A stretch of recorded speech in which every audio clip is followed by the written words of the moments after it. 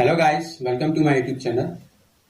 आज के इस वीडियो में हम बात करने वाले हैं बेसिकली बीएससी मैथ और बीएससी बायो में जब आप एडमिशन ले लेते हो बीएचयू में, तो आपके तीनों साल किस तरीके से पढ़ाई होती है, किस तरीके से एग्जाम होता है, और भी बहुत सारे ऐसे सवाल होते हैं जो कि जनरली आपको स्टार्टिंग में आप जाते हो तो आपको समझ में नहीं आते हैं। तो इसलिए ये वीडियो है, आप इस वीडियो को ध्यान से देखिएगा। अगर आप बीएचयू में न्यू एडमिशन लिए हैं तो आपके लिए वीडियो बहुत ही ज्यादा हेल्पफुल होने वाला है। ठीक है, तो आइए चलिए वीडियो स्टार्ट करते हैं।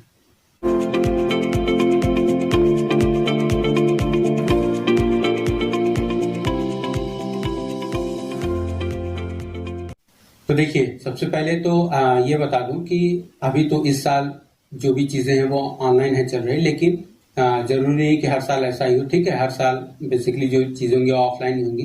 तो जब हमारा टाइम था और जिस टाइम में हम लोगों ने पढ़ाई की थी, तो उस टाइम में क्या चीजें थी, किस तरीके से पढ़ाई होती है, किस तरीके से एग्जाम होता है, वो पैटर्न वगैरह तो अभी सब कुछ सेम है।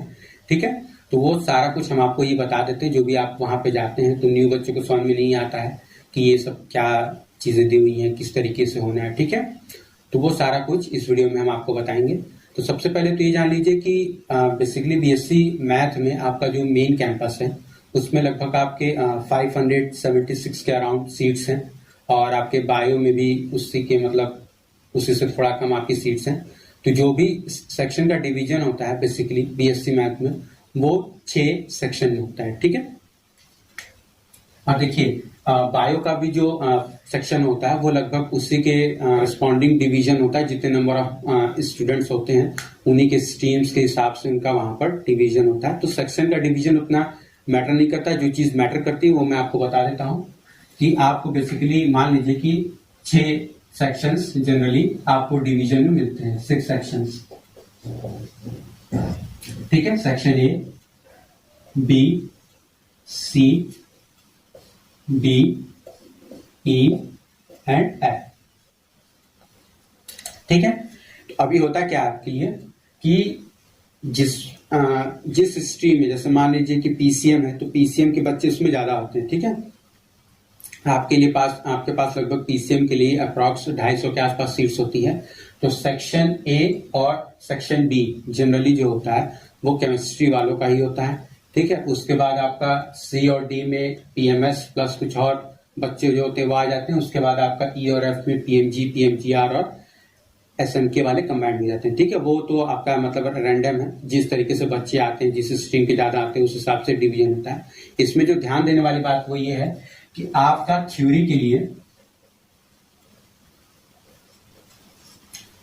लिए, और ये मैं आपको बता दूं कि सभी सब्जेक्ट्स के लिए होता है कि थ्योरी के लिए आपका सेक्शन 1 वालों को T1, सेक्शन बी वालों को T2, T3, T4, T5, T6, इस तरीके से मार्किंग यहाँ पर की जाती है। मतलब अगर आप ए से हैं तो T1 लिखा रहेगा, बी से हैं तो T2, सी से हैं तो 3, ठीक है, इस तरीके से आपका लिखा रहेगा। और अगर आप प्रैक्टिकल पॉइंट ऑफ व्यू की बात करेंगे,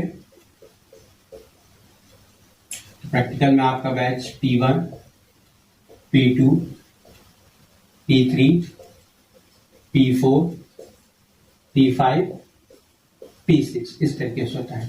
ठीक है, अब आपको ध्यान देने वाली बात यहाँ पर यह है कि आपका फिजिक्स जो है, ठीक है, मैथमेटिक्स तो आपका पूरे में ही है। फिजिक्स आपका 5 स्ट्रीम में होता है बेसिकली, एसएनके में फिजिक्स नहीं होता है। तो आपको फिजिक्स के लिए बेसिकली जो प्रैक्टिकल का जो मैंने आपको नंबरिंग बताया है, ये बेसिकली फिजिक्स के लिए होता है P1, P2, P3, P4, P5, P6। आपका जो अलग से सब्जेक्ट्स होते हैं जो कि आपके थर्ड होते हैं, जिनके लिए सीट्स कम होती है, जैसे फॉर एग्जांपल स्टैट्स के लिए। ठीक है, हर बच्चे का जरूरी नहीं कि स्टैट्स हो, हर बच्चे का जरूरी नहीं कि केमिस्ट्री हो, ज्योग्राफी हो, जियोलॉजी हो, ठीक है, कंप्यूटर साइंस हो। इनके लिए आपके बैचेस की इंटरनल डिविजन्स अलग होते हैं। वो जब आप वहां पर जाओगे तो आपको रोल नंबर वाइज बता दिया जाता है कि आपका कितना किस में डिवीजन है, कहां से कहां तक रोल नंबर वालों का किस बैच में जाना है। ठीक है, ये वहां पर ही जाके मालूम पड़ता है। जिस हिसाब से बच्चे होते हैं उस हिसाब से बैचेस का डिवीजन हो जाता है।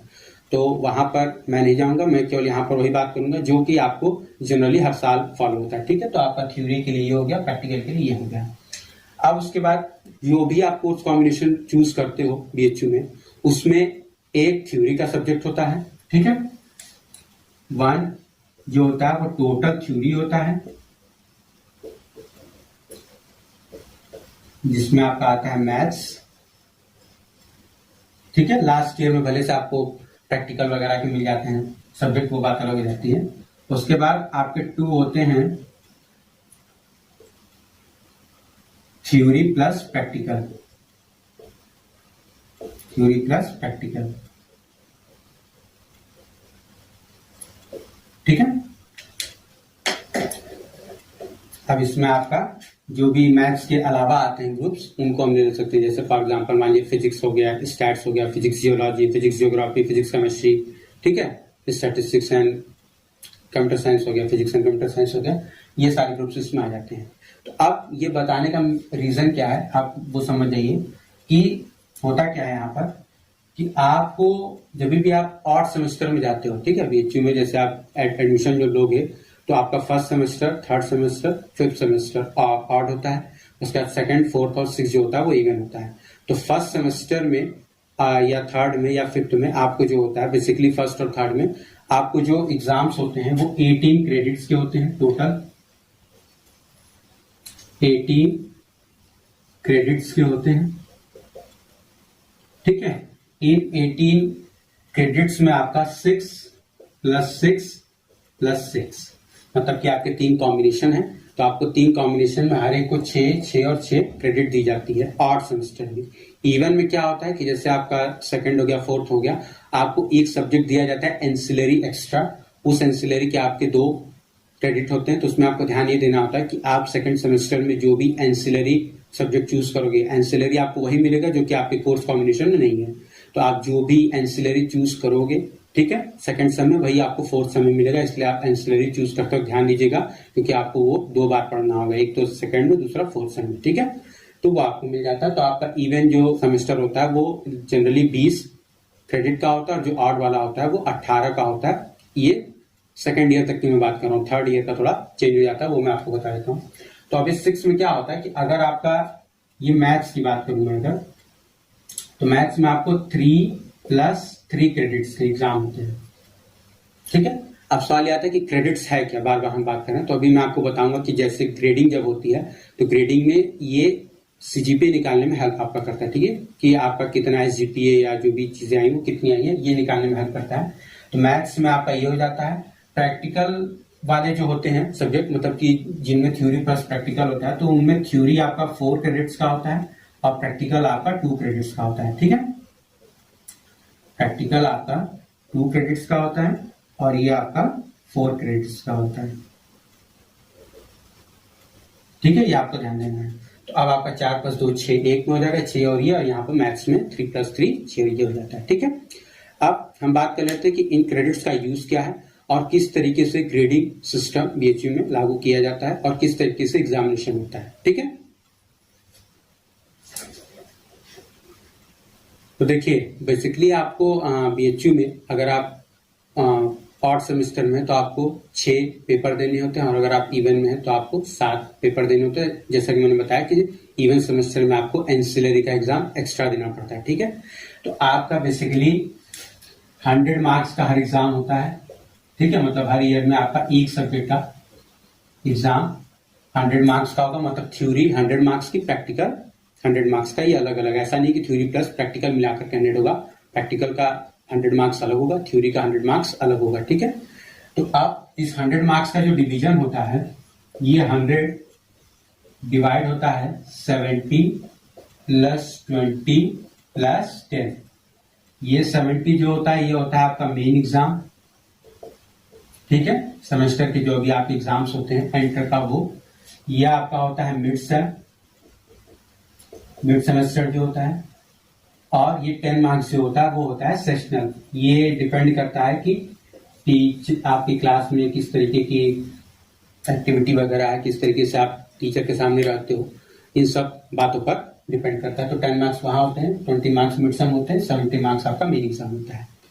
अब ये जो मिड सेम होता है, ये बेसिकली अगर आपने मान लीजिए कि न्यू एडमिशन, एक एग्जांपल के थ्रू में बताऊं कि अगर आपका 16 जुलाई को क्लासेस स्टार्ट होने की डेट अगर आई है, तो आपका बेसिकली 2 महीने बाद यानी सितंबर में मिड के आसपास, आपका सितंबर के बीच से आपका मिड सेम स्टार्ट होता है। और जो मिड सेम होता है ये सभी का होता है, मतलब आपका चाहे थ्योरी हो चाहे प्रैक्टिकल हो। थ्योरी के केस में बहुत दफा क्या होता है कि मिड सेम लास्ट में होता है, ठीक है, जब भी आपका प्रैक्टिकल के केस में आपका जो मिड सेम होता है वो लास्ट में होता है मेन एग्जाम से, उसमें क्या होता है कि आपको मिड सम वगैरह आपका फाइल वगैरह जो भी होता है वहां से वाइवा वगैरह ले करके पूछ करके आपको छोड़ देते हैं, फिर आप फाइनल एग्जाम में डायरेक्ट आते हो। ठीक है, तो प्रैक्टिकल में बेसिकली ऐसा होता है। थ्योरी वाले केस में क्या होता है कि आपका जो डेट है उसी डेट पर आपके एग्जाम्स होते हैं। ठीक है, तो ये हो गया। अब उसके बाद इसमें जो नंबरिंग चलता है, ये तो आपका मेन एग्जाम हो गया, मिड सम हो गया, ये हो गया सिस्टम। अब उसके बाद जो आपका ग्रेडिंग होता है सिस्टम, अगर आप 90 से लेकर के 100 ये मार्क्स हो गए और ये ग्रेड हो गया। ठीक है, तो अगर आप 90 से लेकर के 100 तक लाते हो तो आपको ग्रेड एस मिलता है। अगर आप 80 से लेकर के 89 तक लाते हो तो आपको ए ग्रेड मिलता है। अगर आप 70 टू 79 लाते हो तो आपको बी ग्रेड मिलता है। अगर आप 60 टू 69 लाते हो तो आपको सी ग्रेड मिलता है। अगर आप 50 टू 59 लाते हो तो आपको डी ग्रेड मिलता है। ठीक है, ये हो जाता है। अब एस ग्रेड के लिए आपका जो सीजीपीए पॉइंट है, ठीक है, ये जो सीजीपीए या एसजीपीए जो भी आप बोल लीजिए, क्योंकि आपका बेसिकली क्या होता है कि सेमेस्टर में जब भी एग्जाम्स होता है तो ये आपको एसजीपीए बोला जाता है और जब ईयरली हो जाता है तो इसको सीजीपीए बोल दिया जाता है। तो एसजीपीए पॉइंट की अगर मैं बात करूं, एस ग्रेड पर आपको 20 पॉइंट्स मिलते हैं, ए ग्रेड्स पर आपको 9 मिलते हैं, बी पर आपको 8 मिलता है, सी पर आपको 7 मिलता है और डी पर आपको 6 मिलता है। ठीक है, ये सारे पॉइंट्स आपको मिलते हैं।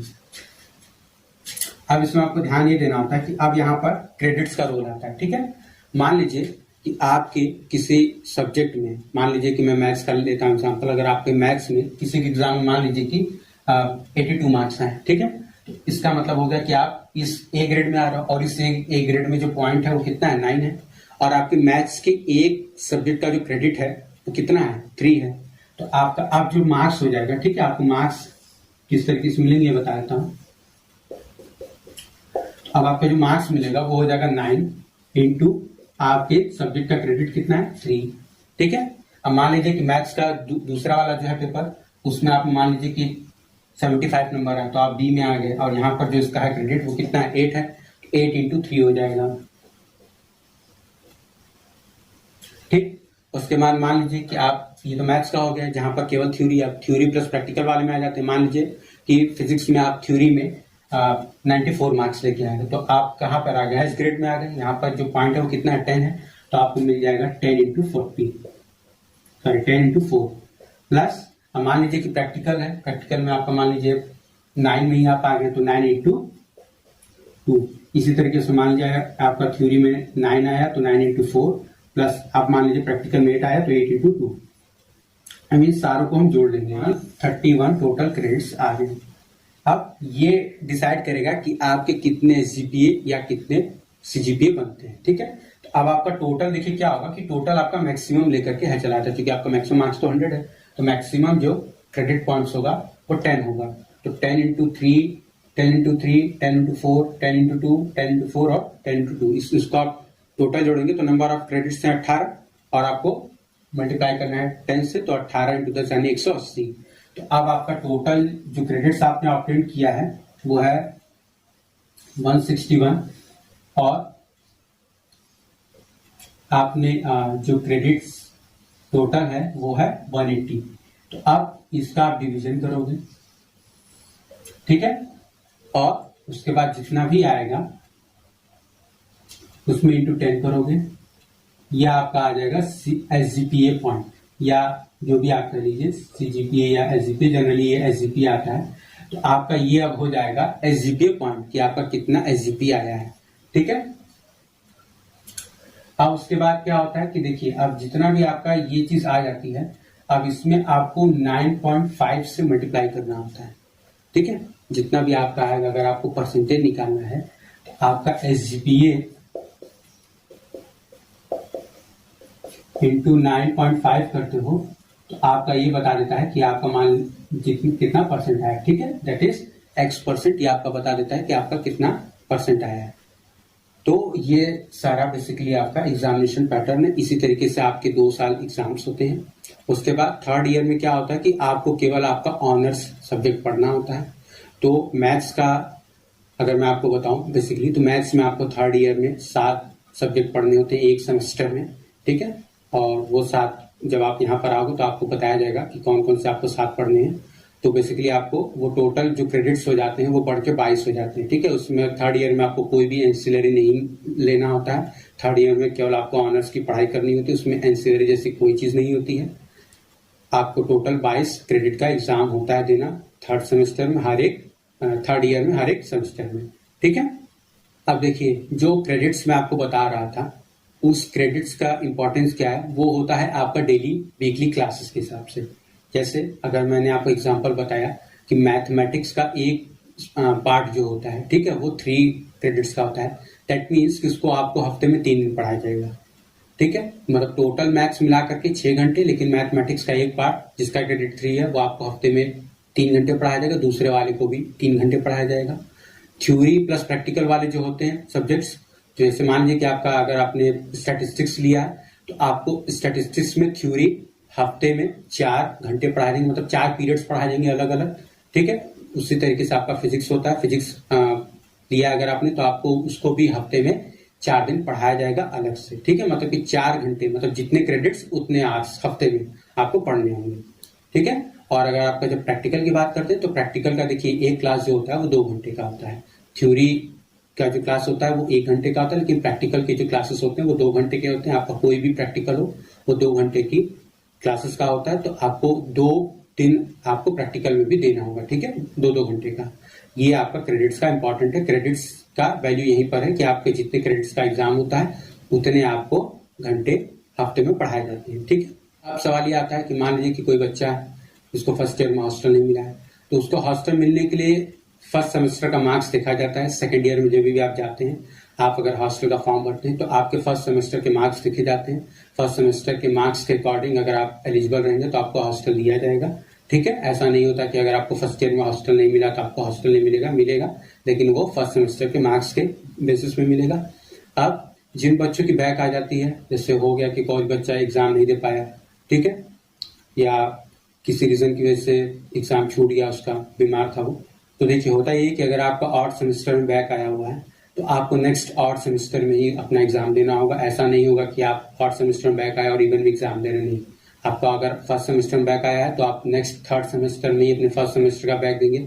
अगर आपका इवन सेमेस्टर यानी मान लीजिए कि सेकंड सेम में बैक आया है तो आप फोर्थ सेम में ही उसका एग्जाम देंगे। मतलब ऑड में आया तो ऑड में, इवन में आया तो इवन में आप उसका एग्जाम देंगे, ठीक है। उसके लिए आपको फॉर्म वगैरह होता है भरना, वो आप जब यहाँ पर आ जाएंगे तो आपको मालूम हो जाएगा कि किस तरीके से फॉर्म भरना है। उसके बाद अटेंडेंस की अगर बात हो गई तो अगर आप रेगुलर स्टूडेंट हैं तो 70% कंपलसरी होता है। उससे अगर शॉर्ट होता है तो जनरली आपके घर पे मेल वगैरह जाती है।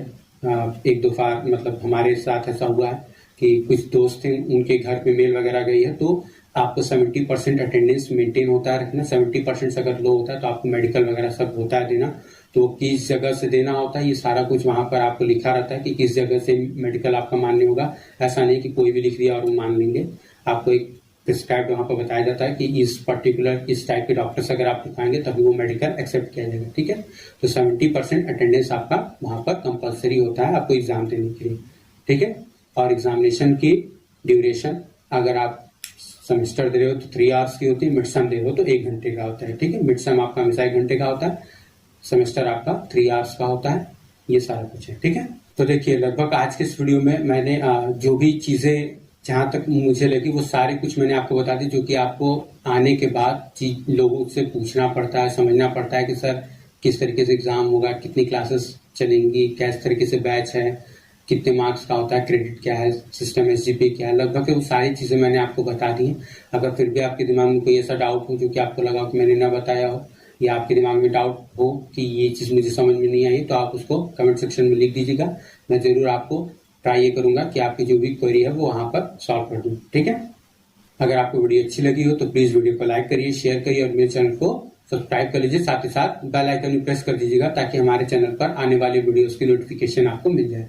तो मिलते हैं नेक्स्ट वीडियो में, तब तक के लिए थैंक यू।